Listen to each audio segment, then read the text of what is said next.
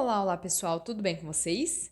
Bom, para quem não me conhece, meu nome é Mariana e hoje faremos a leitura do Informativo de Jurisprudência número 21 da edição extraordinária do STJ, o Superior Tribunal de Justiça, no material comentado pelo professor Márcio Cavalcante do site Dizer o Direito. Como eu tenho dito no início dos vídeos, essa é a versão resumida. Então, caso fique na dúvida quanto a algum informativo ou queira se aprofundar em algum conhecimento, dê uma olhada no site Dizer o Direito na versão completa, que é gratuita e de acesso público. Bom, pessoal, antes de iniciar, também gostaria de esclarecer que, como esse informativo é um pouquinho grande, ele tem 10 páginas, vamos dividir esse vídeo em dois, tudo bem? Então, neste primeiro vídeo, leremos 5 páginas e no segundo, mais 5 páginas. Dito isso, vamos começar com o direito constitucional, falando da Defensoria Pública. A intimação por aplicativo de mensagens viola a prerrogativa da Defensoria Pública de intimação pessoal, uma vez que impossibilita a análise dos atos e o controle dos prazos processuais. A Defensoria Pública, instituição essencial à função jurisdicional do Estado, atua na defesa dos hipossuficientes em todos os graus de jurisdição. Artigo 134 da Constituição Federal. Para cumprir suas atribuições constitucionais, a instituição possui um extenso rol de prerrogativas, direitos, garantias e deveres. A Lei Complementar 80 de 94 estabelece como prerrogativa dos membros da Defensoria Pública a intimação pessoal em qualquer processo e grau de jurisdição, com prazo em dobro. Artigo 128, inciso 1. No caso concreto, o juízo de primeiro grau violou esta prerrogativa ao determinar a intimação da Defensoria via WhatsApp, em vez de utilizar o sistema de processo eletrônico. Ao assim proceder, o magistrado violou as prerrogativas da Defensoria Pública. A intimação deveria haver ocorrido pelo sistema de processo eletrônico, de forma a possibilitar a análise dos autos e o controle dos prazos processuais. A Lei de Processo Eletrônico, artigo 5º, parágrafo 5º, não afasta a obrigatoriedade de observar as prerrogativas da instituição, mesmo em casos urgentes. Conveniências administrativas não podem se sobrepor às prerrogativas da Defensoria Pública e ao devido processo legal.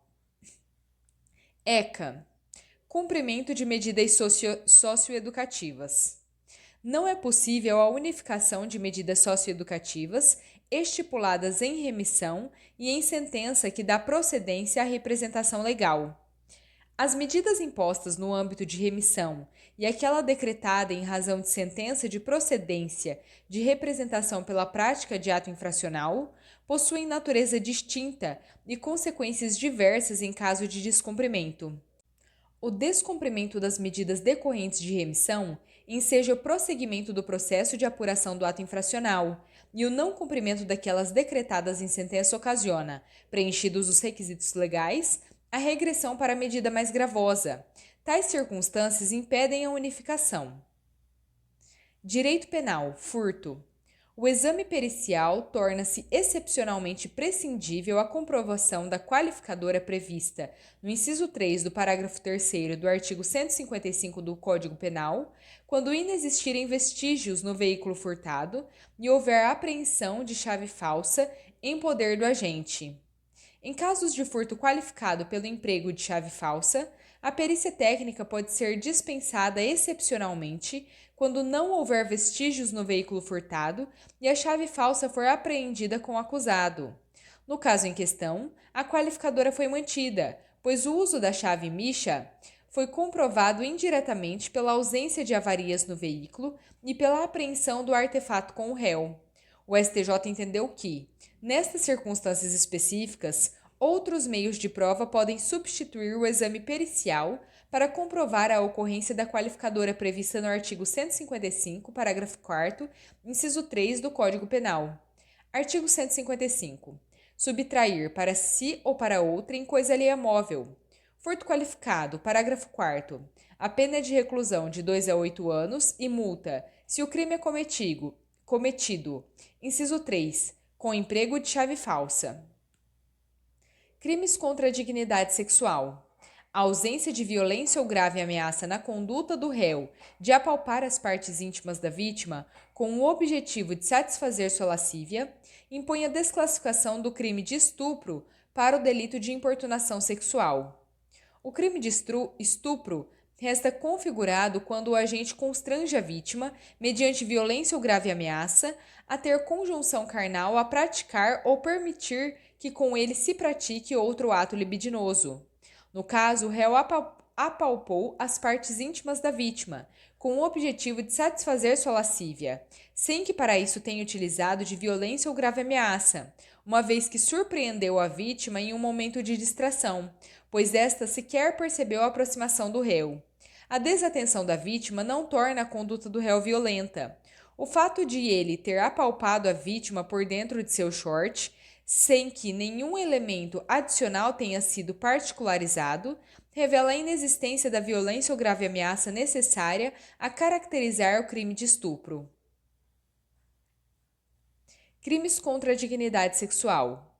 Não houve estupro de vulnerável em caso de jovem de 23 anos que se relacionou com uma adolescente de 13 anos, tendo havido consentimento da adolescente para a relação sexual, além de ocorrido relacionamento amoroso entre ambos.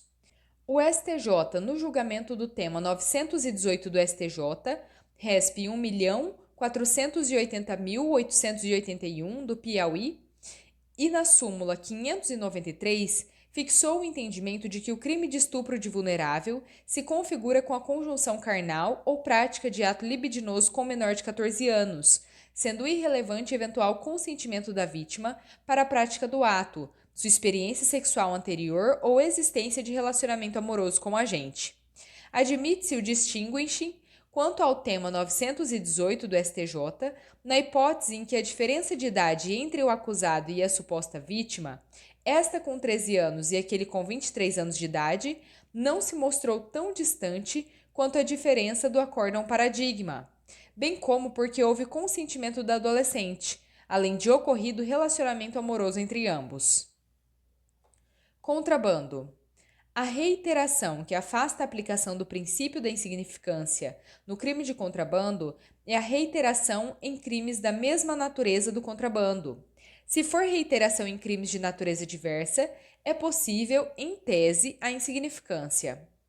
É admitida a aplicação do princípio da insignificância ao crime de contrabando de cigarros ao reincidente, desde que a reincidência ocorra por crimes de natureza diversa ao contrabando, não se aplicando o tema 1143 do STJ. Contrabando. Contrabandista domiciliado na cidade A vendeu um produto contrabandeado para o comprador na cidade B. Ao chegar no destino, a mercadoria foi apreendida. Compete ao juízo federal de B julgar o crime. Trata-se de exceção à súmula 151 do STJ. Importante: caso a apreensão de produtos contrabandeados ou que foram objeto de descaminho por pessoas físicas domiciliadas em local certo, em contexto de remessa postal ou de serviço de transporte assemelhado, ocorra em local que não tem relação com o momento da internalização dos produtos ou com as atividades habituais do acusado, a tramitação do feito pode ocorrer no seu domicílio. Trata-se de exceção à súmula 151 do STJ. A competência para o processo e julgamento por crime de contrabando ou descaminho define-se pela prevenção do juízo federal do lugar da apreensão dos bens. Lei de drogas. O fato de ter sido encontrado resquício de droga na balança de precisão de acusado não é suficiente para a comprovação da materialidade do crime de tráfico de drogas. O artigo 33 da Lei nº 11.343 de 2006 lista várias condutas que configuram o crime de tráfico de drogas, como importar, exportar, vender, guardar e etc. Para que haja crime, estas condutas devem recair sobre drogas, que são substâncias definidas pela Portaria nº 344 de 98 da Secretaria de Vigilância Sanitária do Ministério da Saúde, nos termos do artigo 66 da Lei nº 11.343 de 2006. É imprescindível que a substância supostamente ilícita seja apreendida e submetida à perícia técnica para confirmar se ela se enquadra na definição legal de droga. No caso concreto, os policiais encontraram apenas um resquício de cocaína em uma balança. Esse resquício não pode ser considerado objeto material do crime de tráfico, porque Não se pode afirmar que ele está relacionado à conduta imputada ao acusado, neste caso específico. Não foi possível determinar a quantidade do resquício devido à impossibilidade de pesagem. Não se pode comprovar a materialidade do crime com base apenas neste resquício. Lei de drogas. Para a caracterização do crime de tráfico de drogas, basta que, evidenciado o liame subjetivo entre os agentes, haja apreensão de drogas com apenas um deles para que esteja evidenciada a prática do delito. Situação hipotética. A polícia instaurou inquérito para investigar um grupo de 5 indivíduos suspeitos de praticar tráfico de drogas: João, Pedro, Tiago, Ricardo e Rodolfo. O juiz autorizou a realização de busca e apreensão nas residências dos suspeitos. Foi encontrada droga apenas na casa de João. Mesmo assim, havia provas do envolvimento dos demais suspeitos nas operações de venda de entorpecentes. Além de João, os demais integrantes do grupo também poderão ser condenados por tráfico de drogas. A simples ausência de drogas na posse direta do acusado não elimina a materialidade do crime de tráfico quando estiver demonstrada sua ligação com outros membros da mesma organização criminosa que mantinham os entorpecentes destinados ao comércio ilegal. Lei de drogas. Mesmo sendo mula do tráfico, o réu pode receber a minorante do tráfico privilegiado. No entanto, essa circunstância pode ser utilizada para que a causa de diminuição seja aplicada em seu patamar mínimo, 1/6.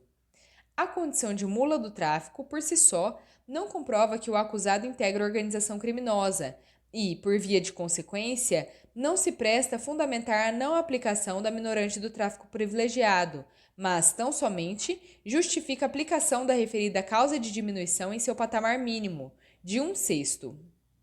Lei Maria da Penha.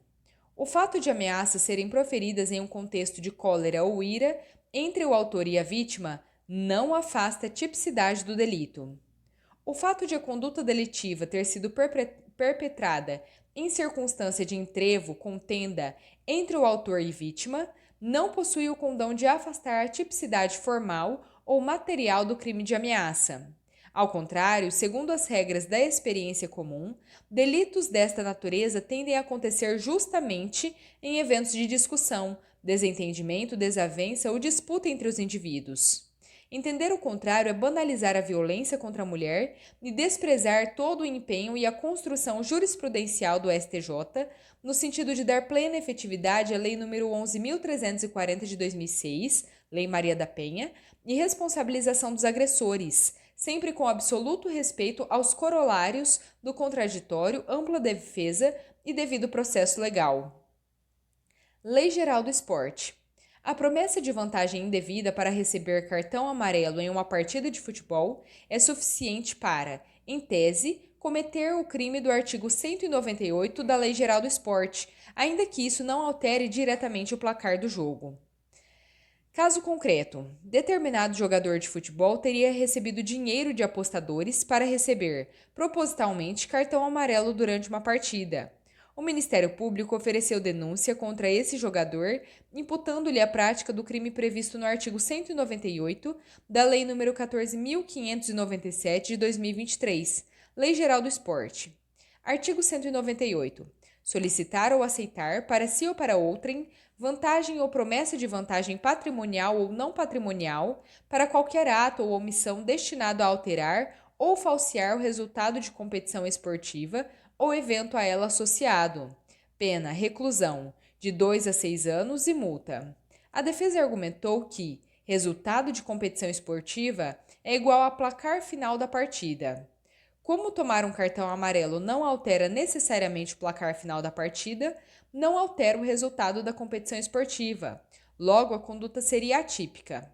O STJ não concordou com a tese.